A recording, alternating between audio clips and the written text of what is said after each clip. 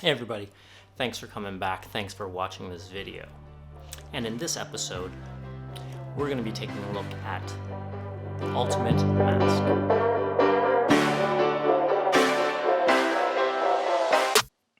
So here we have the image.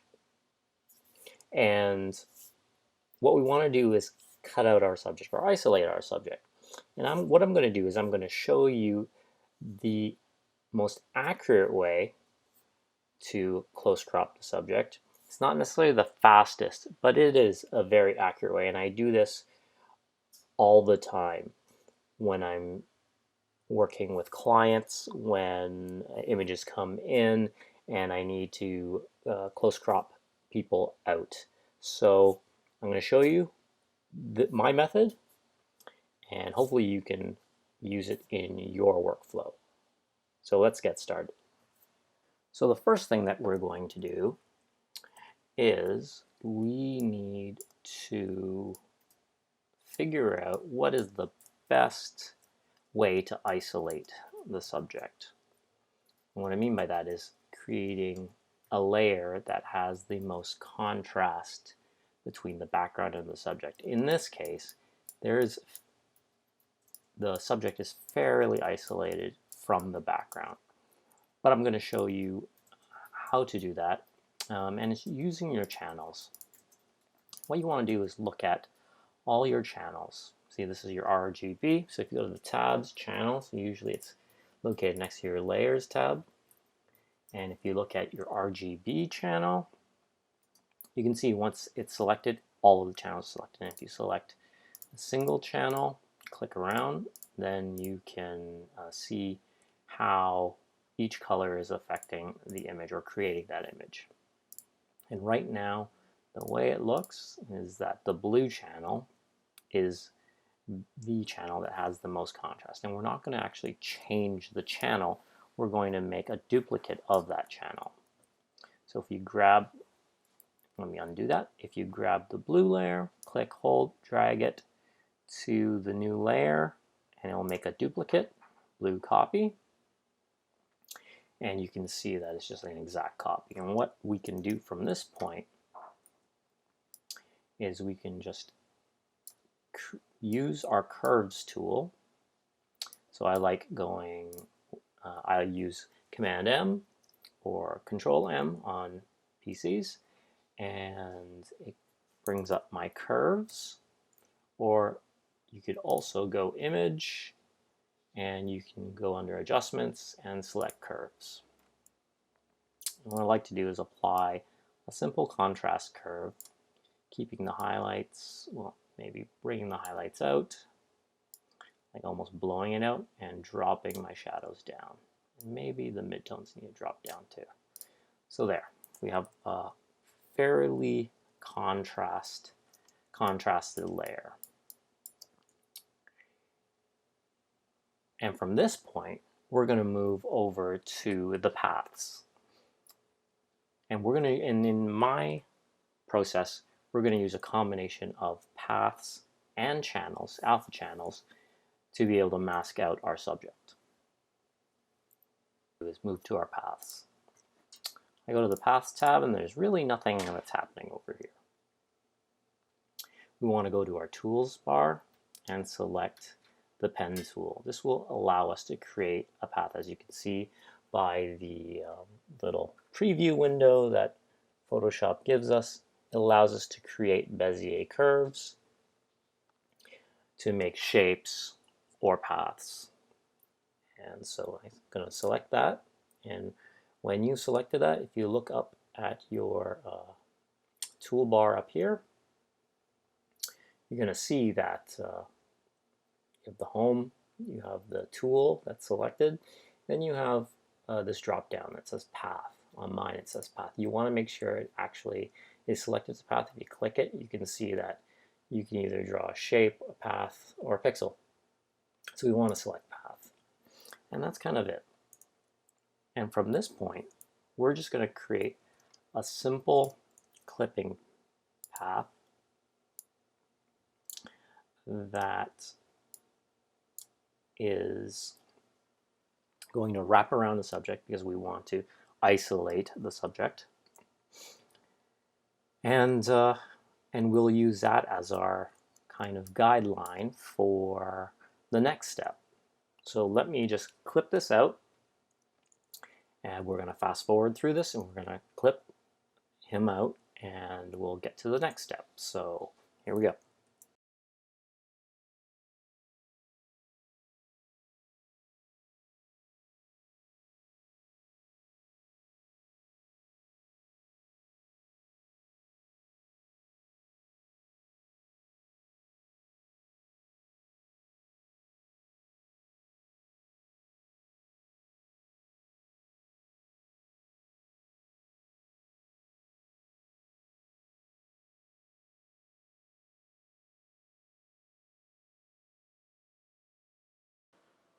All right, so now we have the path that is complete. It goes all the way around. I've closed the path up, and now we can move forward and use this path as our baseline, as I said before.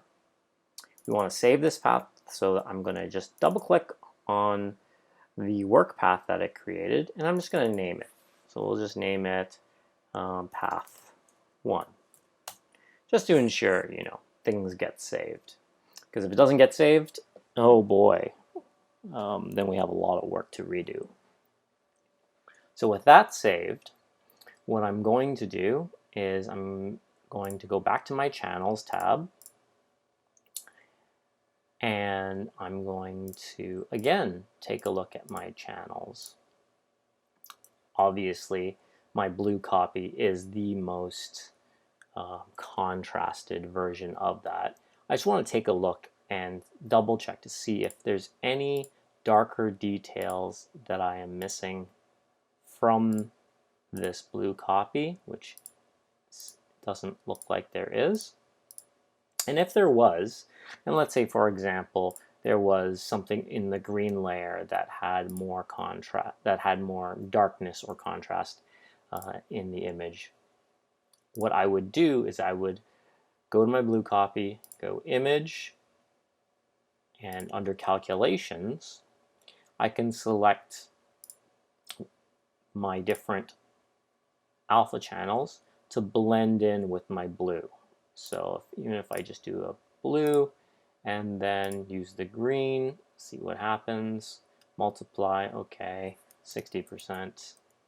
It really didn't do much more for me here. So I'm not going to do that because right now I'm happy with what the blue copy is doing for me. So with that being said, I have the path and I have my alpha channel, my blue copy alpha channel, to be able to start close cropping. And what you may notice is that my path, I didn't do every little flyaway hair or a lot of these kind of clumps that are coming out, just kind of like the hairs that are coming out, because we're going to use the alpha channel to retain that for the most part. And some of it is not necessary anyways. So back to the Paths tab, and what I'm going to do is I'm going to make a selection of the path. Easiest way to do that is hold Command. You'll see your cursor when it's over the path layer preview. It will have the marquee square appear, and if you click it, you're going to make a selection of the path. Now, what I like to do is I take my selection, and under Select, I modify my selection, and what I'm going to do is I'm going to feather it about 4 pixels. Your feathering and modification may vary depending on your resolution of the image. And then I'm going to contract. So back to Select, Modify, Contract. And I'm contracting it by 2 pixels. And you can see that contracting it by 2 pixels just makes it sit inside the area. So now with the selection contracted. And what happens when you contract the selection? That feather, that 4-pixel feather, is going to contract as well, down to 2. I just like contracting it a little bit just so that it's a tighter feather. And with that, we can go and do something very quick. And that is, we're going to fill it with black. That's it. Fill with black. You can deselect that, and you can see how it has retained the edge of my subject. So this hair, the little flyaways, some of the detail and differences in the skin, between the skin and the background. And this is important to keep because we want to have a natural transition if we're going to close crop this person out, close crop your subject, close crop. We want a natural transition from the subject to the background. If we're going to put our subject on a different background or color the background or anything like that, we want to be able to have some kind of transparency, and this is what I'm allowing to happen, is to create some transparency in the skin to pick up that background color.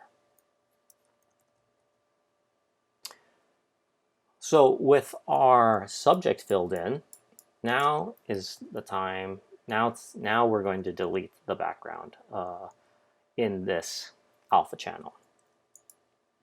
So what I want to do is make that selection again using the path. This time we're not going to contract it. We're going to expand it just a little bit. We're going to go into Select, Modify, Expand, and we're going to expand it by about 4 pixels.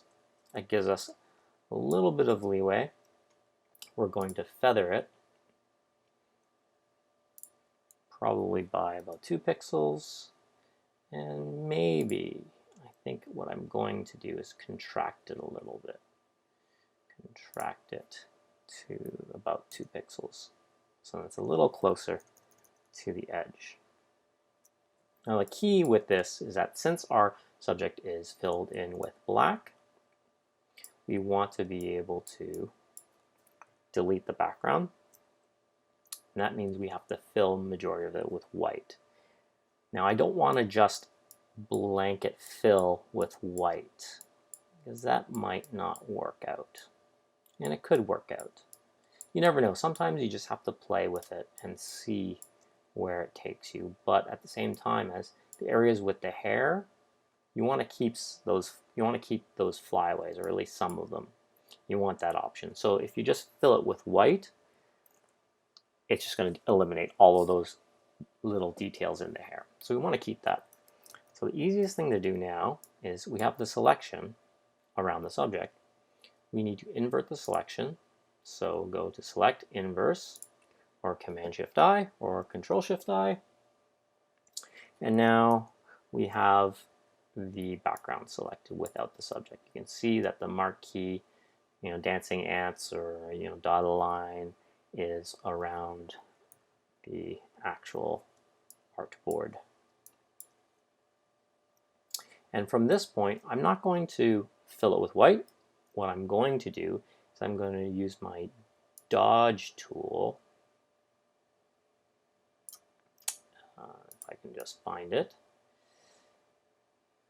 I'm going to dodge all these details out using highlights, exposure. I'm going to change it to about 50% because all we want is white. I'm going to increase my brush size, and then I'm just going to brush over the areas, the big areas, just to dodge out the detail of the background. Don't worry, you don't have to be terribly accurate, but you want to kind of keep away from the edge of your subject for now. Because some of these things we're going to have to just fill in with black. But we're just going to try to get rid of as much as possible using the dodge tool.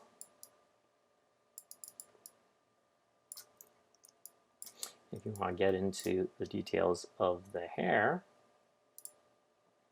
we can. I'm going to shrink that down so you can see, and then I'm just going to dodge in. Now if I get too close to the hair,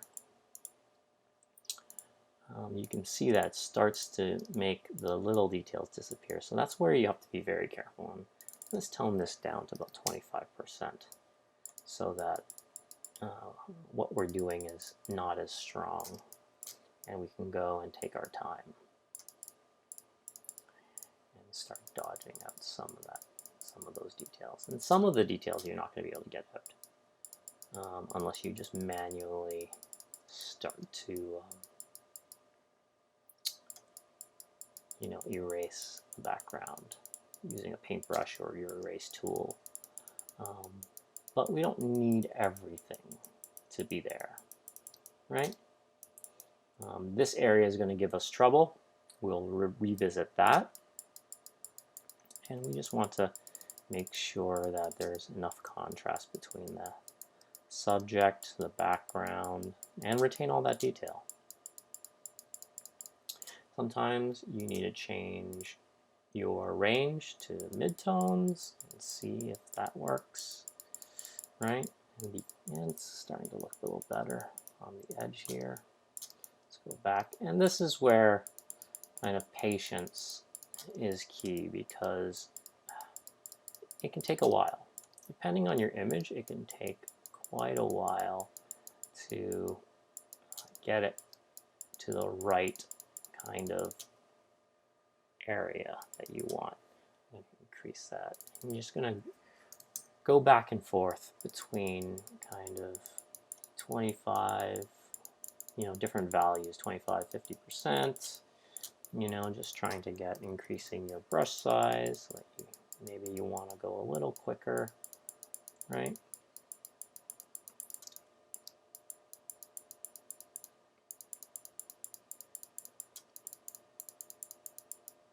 And I know that, sometimes, I know that there are tools out there, that makes kind of our jobs a little easier.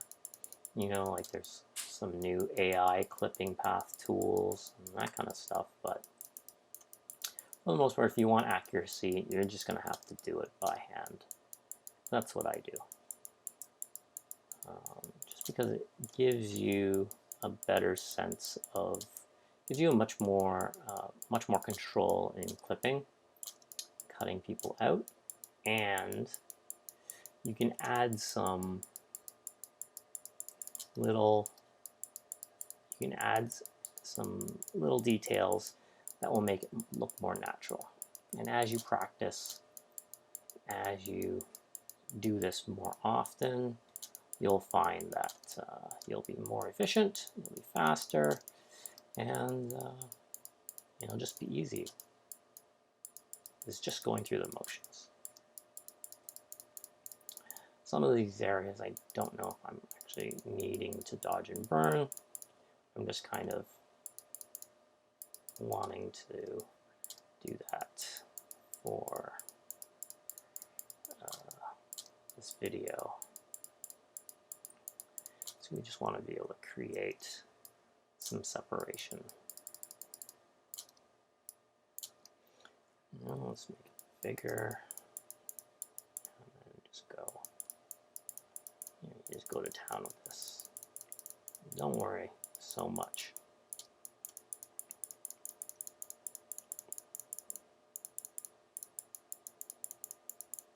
That's not bad. So that's not bad. Get to the hair area. Hopefully I don't lose too much of it.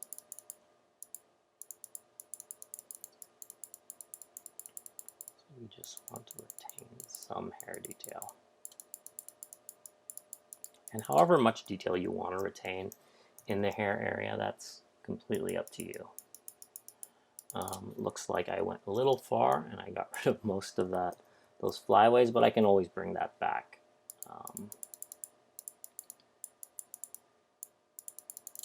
When I need to.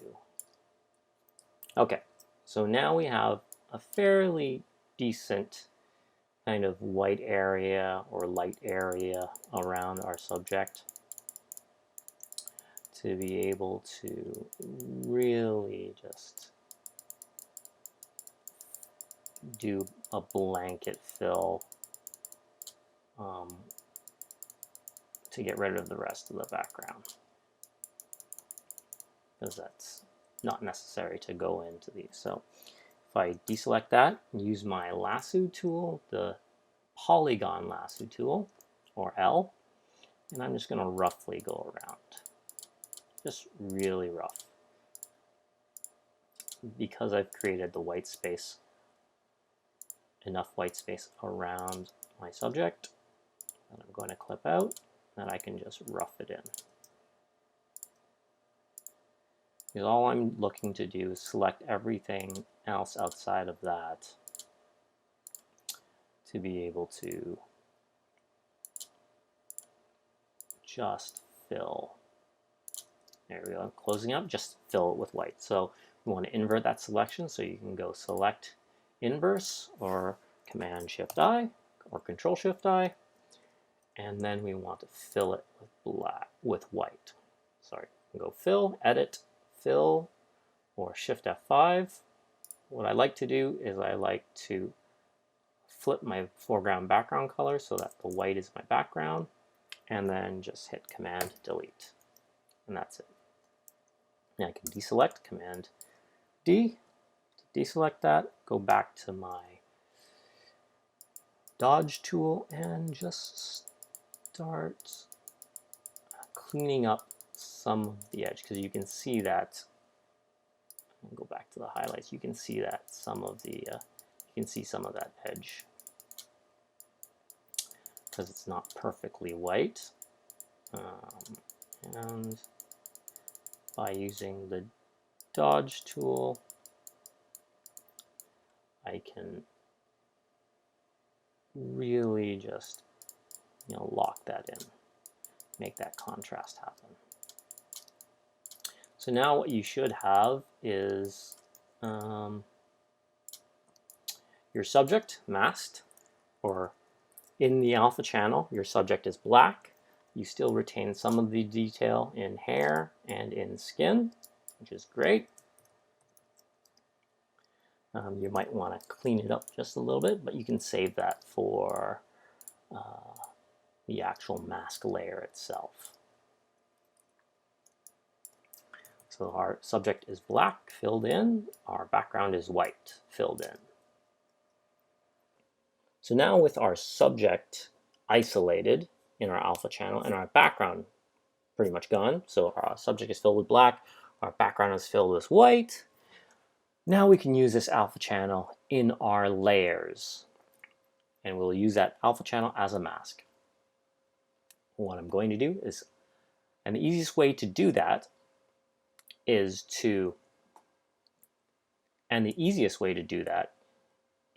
to copy the alpha channel. So I'm going to go in under Select and do Select All.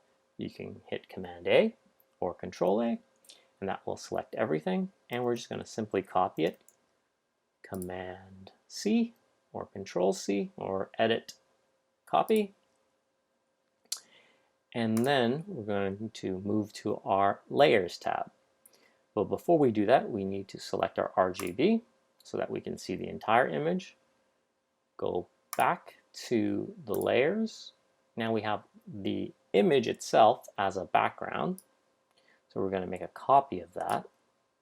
And that's just going to give us a layer itself, give us a copy of the background as a layer. So it's not locked, and we can apply the mask to that. I just like doing that because I like turning on and off the background or the original so that I can see where the faults are and what I need to adjust. So with that background copy layer, we'll just call this isolated subject. We'll call this subject. We're going to apply a mask to this layer. So if you go down to the bottom, you will see your trash, your new layer, your folder, or create folder, your adjustment layers, and then you have this square or rectangle with a circle in it, and that's your add layer mask tool. And we're just going to click that with that new layer selected. Now you can see in the layer there is a new thumbnail that appears, and that is our mask area. So if you click the image thumbnail, you'll see that you've selected the layer thumbnail. If you click the mask, you'll see you've selected the mask thumbnail. The reason why we do that is so that we affect one or the other and not both. So with that selected, what I'm going to do is show this mask, and it's a simple Option or Alt click on the mask thumbnail, and you're going to see everything turns white. And that's your mask. That is where your mask is going to live. If you draw on it with black, it's going to mask. I'll show you. Let's say I just paint in some black, and then I go back and select the thumbnail. You don't see any difference, but when I turn off the background, you'll see that I've effectively masked out an area with my brush. So that's not the type of mask that we want. So with that being said, I'm going to go back to my layer mask, Option click. I'm going to just erase that for now. Oops. I'm just going to select all, erase, just delete that. And then I'm going to paste in the alpha channel that I copied. So we're going to paste that in. And that's going to paste into the position, into the correct position, because you had it selected. Select all, paste in, and this is what happens. Go back, nothing has changed, turn off the background, and you've noticed that with that, I've effectively just knocked out or masked out my subject. So going back to my layer mask, I am going to invert that. I'm not inverting the selection, I'm just inverting the image itself. So if I select all and invert it, Command I or Control I, it will invert it. And you'll see that, everything is, my background is black and my subject is white. And if I go back out, select that, you'll see now my subject is isolated from the background. And if I want to, I can create a new layer and I can put background in, and my subject is now isolated on his own, ready for another background. And if you zoom in, you can see I've retained some of that hair detail. Some of it is a little lost. I can go back and I can bring some of it back. If you just take your time and leave some of this detail in, you can just avoid some of that issue. But the great thing about using a layer mask while utilizing your alpha channel as your base, you get this nice gray tone. You see this gray tone in between the hair and the background, and that gray tone will allow for different levels of transparency. So then it just doesn't end abruptly, and it just blends nice and smooth into our background. So I hope you enjoyed the video. I hope you enjoyed the tutorial, and let me know how you do with your masking. If this is something that you can incorporate into your regular workflow, that'd be great. And if you have any tips that you want to share with me, feel free to leave it in the comments below. If you have any questions, again, leave it in the comments below. And as always, thanks for watching. Hope you subscribe, and stay safe and keep creative.